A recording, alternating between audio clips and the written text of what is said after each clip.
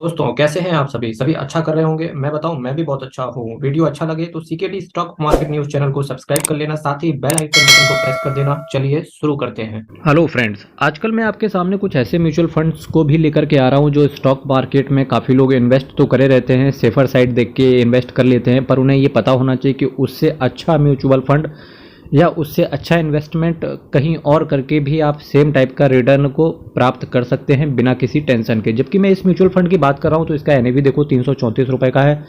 Maximum return को देखो 6.80% के CAGR के हिसाब से इस म्यूचुअल फंड ने आपको रिटर्न दिया है। 5 साल में बात करेंगे तो 5.5% के आसपास का CAGR है। 3 साल में देखो 4.32% का CAGR है। 1 साल में देखो केवल 5% के हिसाब से इस म्यूचुअल फंड ने रिटर्न दिया है। अब देखिए, इस तरीके के म्यूचुअल फंड आपको अवॉइड क्यों करने चाहिए।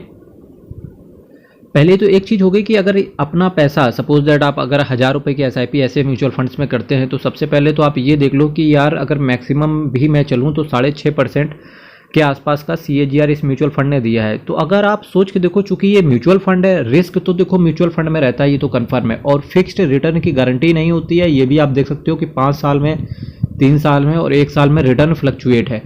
तो यार एक बात बताओ कि 7-7.5% के आसपास प्राइवेट बैंक्स जैसे IDFC फर्स्ट बैंक हो गया, या आप AU स्मॉल फाइनेंस बैंक को ले लो, बंधन बैंक को ले लो, है ना। इसके साथ साथ अगर आप इंडसइंड बैंक को देख लो, ये कुछ ऐसी बैंक्स है जो ऑलमोस्ट 7%, 7.5% के आसपास फिक्स डिपॉजिट पर आपको रिटर्न देती हैं। और फिक्स डिपॉजिट पर आपको क्या होता है, एक फिक्स्ड रेट ऑफ रिटर्न मिलता है।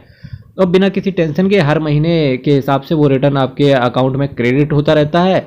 या बैंक की पॉलिसी के ऊपर डिपेंड करता है कि आपको वो रिटर्न 1 साल में देती है, या 6 महीने में देती है, या 3 महीने में, या हर महीने के हिसाब से इंटरेस्ट आपको बैंक दे रहा है। ठीक है, तो उसे सोच के देखो यार मेरे भाई, जब आपको बिना किसी टेंशन के रिटर्न मिल सकता है 7-7.5% के आसपास, तो फिर आपको यहाँ इन्वेस्टमेंट क्यों करना है ऐसे म्यूचुअल फंड्स में।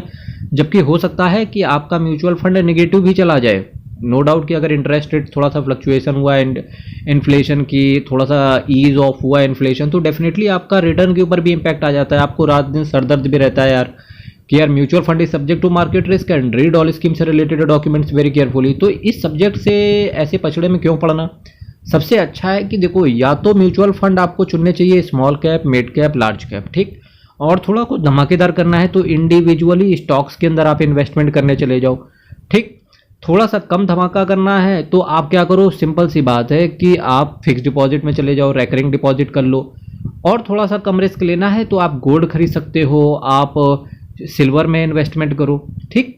तो आपको यहाँ इस तरीके के म्यूचुअल फंड में आना नहीं चाहिए यार, जहाँ यार 6-6.5% है। आप तो सिंपल, आपको एज नो मैटर व्हाट की आपका कितना है, कि अगर कोई भी म्यूचुअल फंड आपको 15.5 या 15% से रिटर्न कम देता है तो डेफिनेटली इस तरीके के म्यूचुअल फंड आपको अवॉइड करने चाहिए।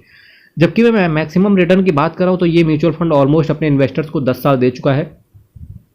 3 स्टार रेटिंग करी है वैल्यू रिसर्च ने। हाँ, इस तरीके का म्यूचुअल फंड में अगर फिर भी आपको पसंद आ जाता है तो डेफिनेटली रिस्क आपका बहुत कम रहता है। राहुल गोस्वामी एंड रोहन मारू साहब ये आपके फंड मैनेजर रहेंगे, ये आपके फंड को मैनेज करेंगे अगर आप इसमें आपका पैसा लगा हुआ है।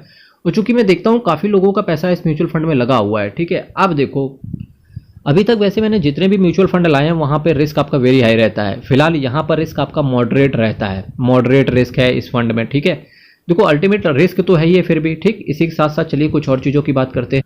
तो देखो, इस तरीके के म्यूचुअल फंड डेफिनेटली एक इन्वेस्टर्स को अवॉइड ही करने चाहिए। देखिए ICICI प्रूडेंशियल लिक्विड फंड्स की मैं बात कर रहा था। ICICI प्रूडेंशियल जो एसेट मैनेजमेंट कंपनी है, नो डाउट कि बहुत बेहतरीन एसेट मैनेजमेंट कंपनी है, पर जो ये लिक्विड फंड है, ये जो लिक्विड फंड्स होते हैं, यहाँ पर डेफिनेटली इन्वेस्टर्स को अवॉइड करना चाहिए। अब देखो कितना सारा इन्वेस्टर्स का पैसा पड़ा हुआ है, 36,000 करोड़ का इन्वेस्टमेंट। अब डेफिनेटली इनको ये फंड मैनेजर्स ने हो गया, या फिर ये जो म्यूचुअल फंड डिस्ट्रीब्यूटर हो गया, उनको बताया होगा कि रिस्क बहुत कम रहता है यार, लगा दो पैसा। तो आप ये तरीके, दूसरे तरीके से आप ये से सोचो कि अगर आपका यही पैसा बैंक में पड़ा होता तो डेफिनेटली आपको सेम टाइप ऑफ रिटर्न मिलता, और ये एक्सपेंस रेशियो नाम का झंझट भी ना होता। इनकम टैक्स आपको वहाँ भी देना पड़ता है, इनकम टैक्स आपको यहाँ भी देना पड़ेगा। कैश होल्ड की बात करेंगे तो -13.69% का कैश होल्ड करके चलते हैं। CRISIL liquid date B1 index को ये सेलेक्ट करते हैं।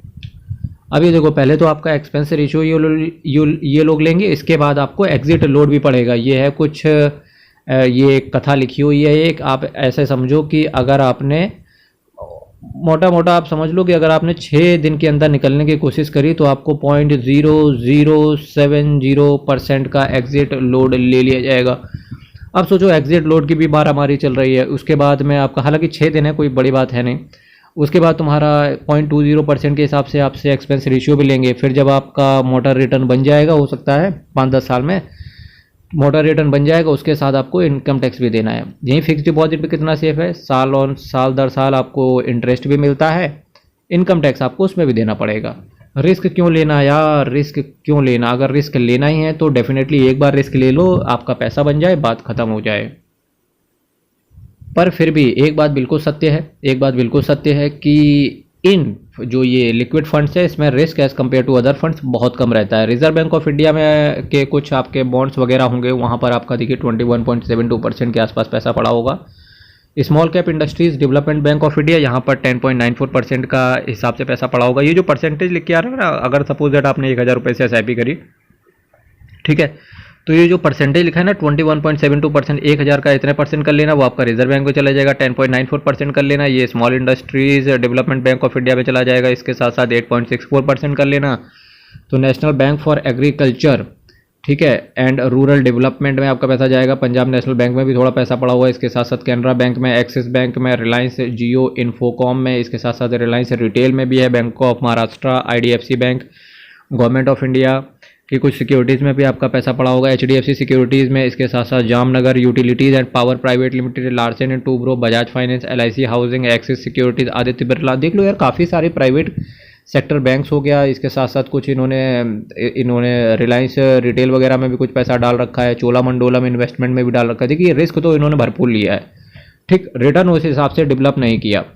तो ऐसे लोग जब इस तरीके के म्यूचुअल फंड्स में इन्वेस्ट करते हैं तो डेफिनेटली वो सोचते हैं यार हमको बिल्कुल रिस्क लेना नहीं पड़ रहा। पर आप दूसरी तरीके से देखो ना कि जब आप स्मॉल कैप में भी पैसा डाल देते हो या इंडेक्स फंड में भी पैसा डाल देते हो तो भी आपको रिटर्न 12.5% के आसपास मिल जाता है। और डेफिनेटली इंडेक्स फंड में तो रिस्क होता ही नहीं है, बिल्कुल भी जीरो रिस्क रहता है ना। क्योंकि अगर देखिए अगर इंडेक्स ही खत्म हो गया तो यार इंडिया की इकोनॉमी कोलैप्स हो जाएगी भाई, कोई भी बैंक नहीं बचेगा अगर इंडेक्स खत्म होता है। इस वजह से L&T finance, Sikka ports, Birla group holdings, bank of Baroda, standard chartered capital, Julius Baer capital and TVS credit services, Sharekhan, Kotak securities, Bajaj financial, Mahindra and Mahindra, Deutsche investment, Deutsche के बाद हो गया Hero FinCorp, Tata power, union bank of India, power finance, Reliance industries, Toyota, the Ramco cement Tamil Nadu.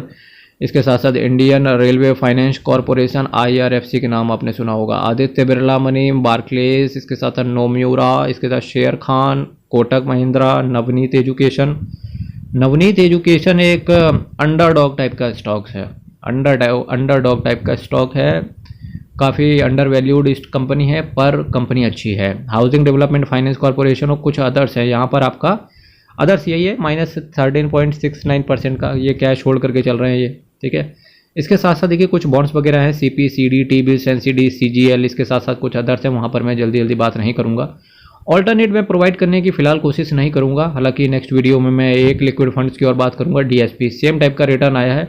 मेरा तो यही मानना है कि लिक्विड फंड्स में इन्वेस्टर्स को नहीं करना चाहिए क्योंकि रिटर्न काफ़ी कम है, क्योंकि इसकी जगह आप अगर रेकरिंग डिपॉजिट कर लोगे या गोल्ड वगैरह में अपना पैसा डाल के रखोगे ज़्यादा सेफ रहेगा। ICICI प्रूडेंशियल म्यूचुअल फंड की मैं बात कर रहा था, 4,86,990 करोड़ का एसेट अंडर मैनेजमेंट है, 239 स्कीम को ये मैनेज करता है और भारत देश के अंदर ICICI प्रूडेंशियल का टॉप 10 में नाम आता है, ठीक है। फिर भी अल्टीमेट डिसीजन आपका रहेगा, किसी भी इन्वेस्टमेंट को करने से पहले फाइनेंशियल एडवाइजर से जरूर संपर्क करें।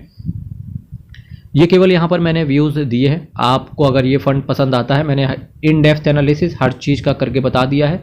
अगर आपको पसंद आता है तो आप जा सकते हो, नहीं पसंद आता है तो आप अवॉइड कर सकते हो। अल्टीमेट डिसीजन आपका ही रहने वाला है। मेरे मित्रों कल फिर मिलेंगे, चैनल सब्सक्राइब कर लेना, वीडियो को शेयर कर देना। बहुत बहुत धन्यवाद।